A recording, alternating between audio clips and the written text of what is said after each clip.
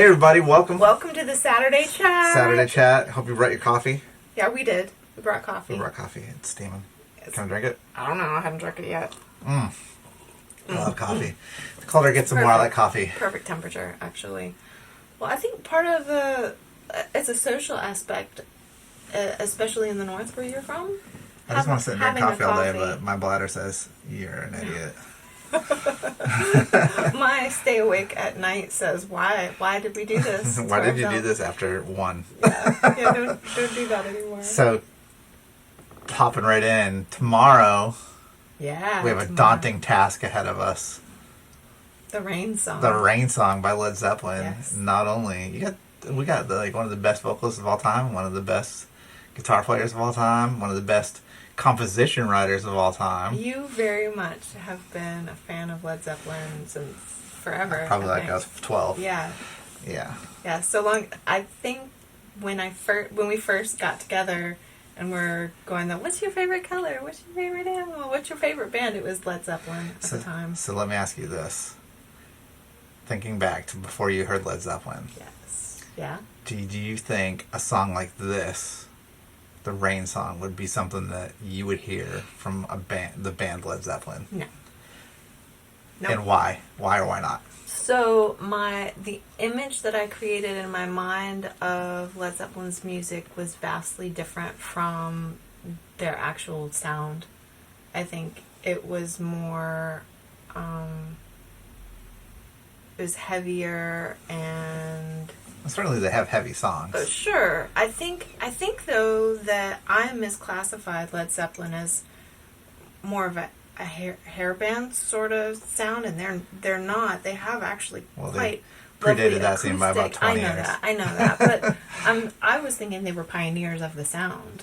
Really. And they were, in a lot of ways. To an extent. I think that a lot of their stuff, having listened to a big part of their catalog kind of succinctly, it's more acoustic than I expected. It's sweeter. Yeah. And it's, while Robert Plant does have in my mind, a strange cadence to his vocalizations, they're haunting and they're beautiful and I wouldn't go so far as to say catchy.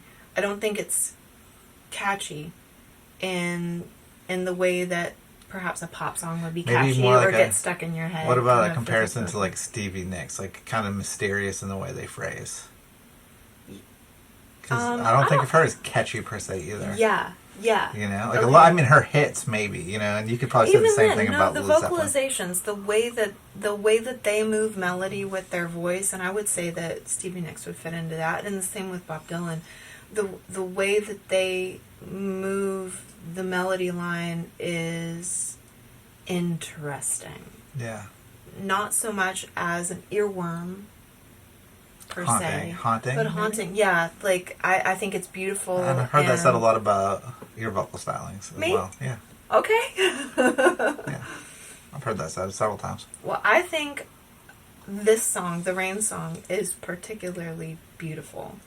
I love there's so much guitar bits, and I really, really love them. I think it's a beautiful framing. Hard to pay honor to without just adopting all the parts, because a couple things. One, the tuning is unique. I think I'm pretty sure Jimmy Page, I'm pretty sure that he came up with this tuning on his own. I don't think there's a little... It's G-sus as in it's G. Sus. G suspicious. So the actual tuning, anybody that's curious, if I can remember it right, let's see. So it's D, G, C, which is already odd because you have 2 notes a second apart, like meaning C and then D. Like there's no space in between there, like because normally a guitar is tuned in fourths. So, anyways, back to the scheduled program before I get too geeked out. we got D, G, C, D, again, C, again. I'm sorry, G, again, C, D. So you got D, G, C, G, C, D. So basically you got the first string tuned down a full step. You got the second string, or well, going from the bottom string. You got the bottom string tuned down a full step. Bottom as in the lowest? As in the lowest. You got the next lowest string, the A string, tuned down to a G. You got the D string tuned down to a C. And then you have the G string where it's at. The only string that you don't touch. The G string stays at G. Then you have the B string tuned up a half step to C. And then you have the high E string tuned down a whole step to D. It's weird and wonderful. It's weird. It's weird, and like it's a lot of learning forms in the chords that he used, to voice it.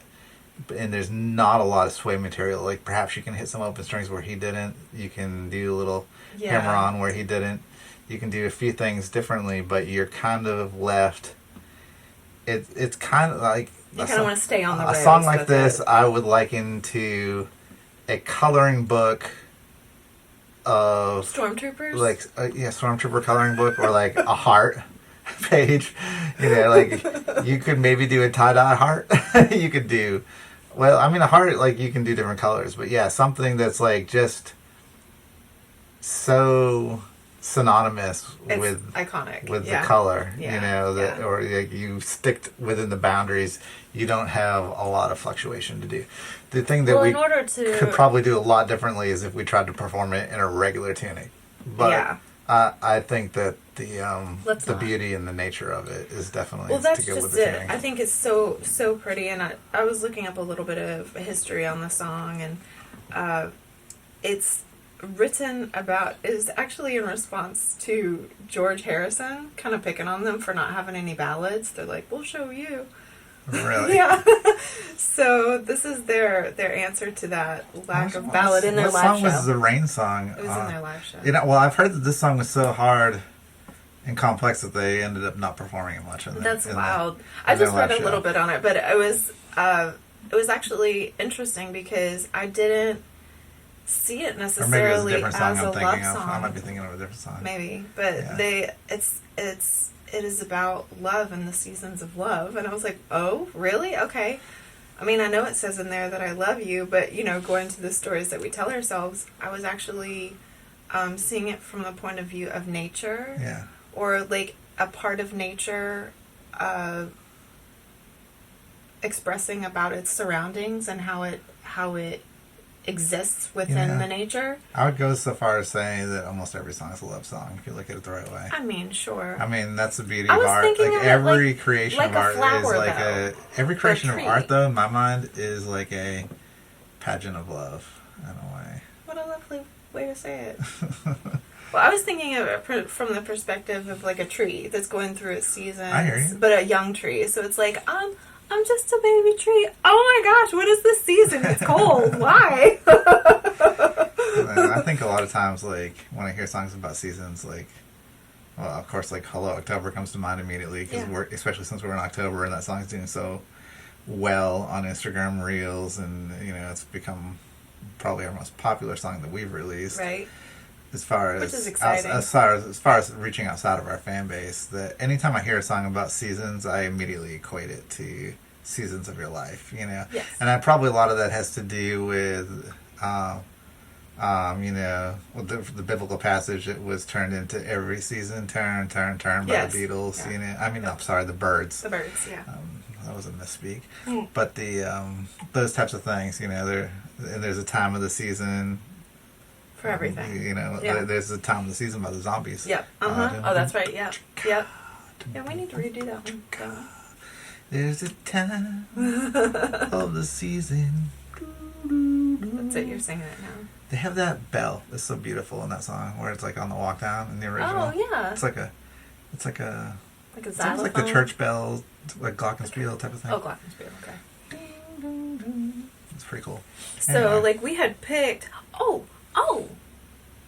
What? Talk about the instrument that you used. Well, we're going to do separate videos for that. Yeah, sure. So this is the first Sunday shout out. We get to use the Zager guitar, which some people may be familiar with. I'm proud to say that I am now endorsed by Zager Guitars, and I will be an affiliate. So you can actually purchase guitars through our link below. Yeah. Hopefully, I don't know if I'll have it up by the time we release this video, but watch for it.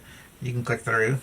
and check out Zager Guitars. And Really if you buy beautiful. through the affiliate link, then of course, as with other channels, if you buy through their links, you support our channel. Yes. So you basically, we would love that. You know, if you're Yeah. looking for a new guitar. And it's I'm really going to be doing lovely. an unboxing video really Yes. soon. So Yeah. you heard it on the recording. Yep. In the unboxing video, you can just hear it on the camera microphone, so you can hear more what it sounds like, not produced in a studio. We should say You know. posting the video because we've already Yes, we've recorded already the video. recorded We it. just haven't. We've done the posted unboxing, it of yet. course. Yeah. It's unboxed. Yeah. Ta-da! So, yeah, hopefully we're looking forward to a nice partnership with Zager Guitars. Well, we already have a nice partnership with the guitar itself. Yeah. I really love it, and I just feel it's got songs in it. And we might be talking about more guitar partnerships really soon. Yeah. So exciting These stuff. guitars are fun. Yeah, yeah. So Also, like the Rain song, when we picked this song, when you said you wanted to do this song and I gave it the listen through, I was like, and you said, I was really it want ambitious? it's a lot, and it is, like you said, iconic. And when you said, this is the song I want to bring out the Zager in, I was like, what a lovely song. Well, and part of that was to introduce To it be on. fair, we didn't have the guitar yet, and to be fair, a lot of that was me pushing it back as far as I think I could, so that I could have some time to It learn really it. wasn't that long. In the meantime, I've been learning it. I mean, yeah, it really wasn't a lot of rehearsal time because we got a lot of stuff going on. So it was like we'd run through the song once every 2 or 3 days for a couple weeks. You know, Sometimes it's about, and I know it seems a little strange, but almost like learning through osmosis. Like, how do you guys learn songs? I know some musicians watch. Like, sometimes it's a matter of learn the mechanics of the song. well, it's weird and then because wait and let it kind of sink in. I honestly think that I have a theory about it. So, like, if I learn a song and perform it the same day, I will forget that song 100%. Oh, for sure. If we want to add it to the set list, we need more time. If I'm struggling with a song and I learn it, I learn the song, say I learn the parts, and I can't quite play them. My brain's like fumbling to keep up. Mm-hmm. There's something about sleeping that connects roadmaps in your brain, and I know that they've proven this, but I don't know the full science behind it, that the next day the song is easier for me to digest from a mental standpoint. It's and a literally lot of what, because your brain got cleaned while you were asleep. yeah, like a lot of it I have to do with at this point is preparation. Like my dexterity is a certain level, and in order to improve my dexterity, it would take hundreds of hours of work, right? Probably because like I'm at a certain level where I've invested a lot of time playing already. We play a lot. Yeah, so like the dexterity is at a certain level, and what I find myself most of the time doing with the Sunday shout out is preparing mentally for it. Yes. And that includes thinking Sleeping. about sleeping, but also my approach, like what do I want to do here? Yeah. How do I and a lot of that is practice that takes place without my instrument. Like, okay, when I transition from Mental this practice. chord to this chord, what fingering is better to use?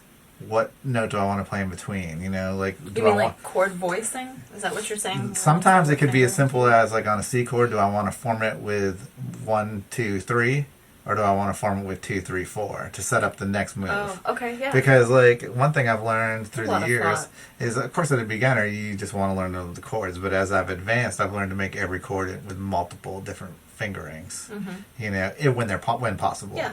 Because it sets you up. it for can the next make us, it can chord set button. you up. It's a smoother transition, you know, rather than trying. Sometimes it could be the difference of changing all my fingers, like to different strings, Yes. or changing 1 or 2 fingers. And sometimes different I know from my limited guitar experience that sometimes that haltingness like becomes part of the song. Yes.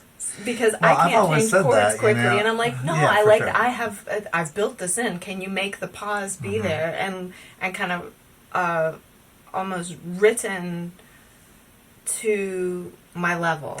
Well, that's what happens. Is I think that a lot of bands, especially in the 60s and 70s, rock bands were coming out like crazy, and even sometimes other bands, they develop a certain sound based on their limitations. Right. And like I've said before, that I think that if everybody could play everything, it wouldn't really be that interesting. Because if I was adept, I'm influenced by a lot of music, and like interpreting a lot of music and attempting a lot of music is one thing, but executing all types of music to perfection is almost sterile. Because if I could instantly switch from a cover of, like, say, Bob Marley to, like, a cover of, I don't know, Willie Nelson to a cover of somebody else, and I played each song like a jukebox, while it would be amazing, Yeah. it would eventually become sterile, I think, because Well, everybody would sound I alike. believe too, if it's you're like all your playing at the same- limitations that make you sound a certain way.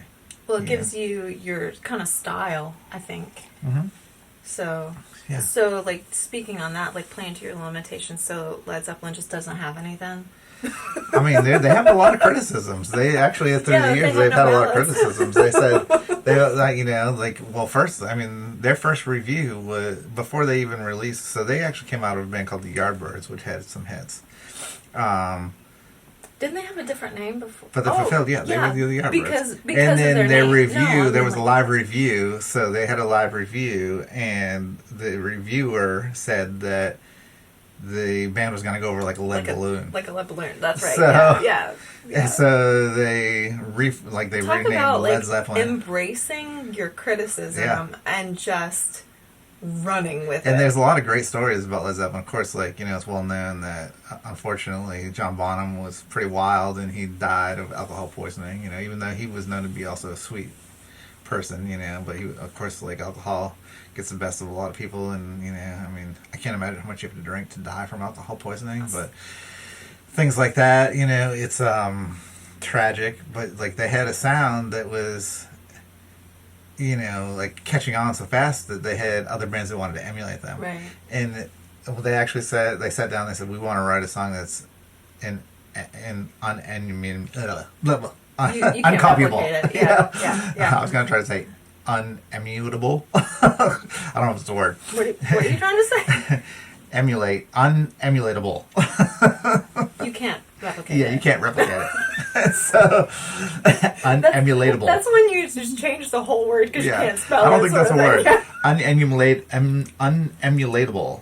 I don't think it's a word. Right. But anyway, you know what I'm talking about. And they actually wrote the song Black Dog because they wanted to write a song that was so difficult to follow. And then one of the stories is that Bonham was kind of tripping over it at the speed that they wanted to write it. So then Jimmy Page was like, "Well, try it at like a halftime feel," and that's what gave that song like a completely different, unique movement. Yeah. feel and movement to it, And it's like, so that kind of circles into both conversations. It's like there Again, is a playing to way the that limitations, there he's yeah.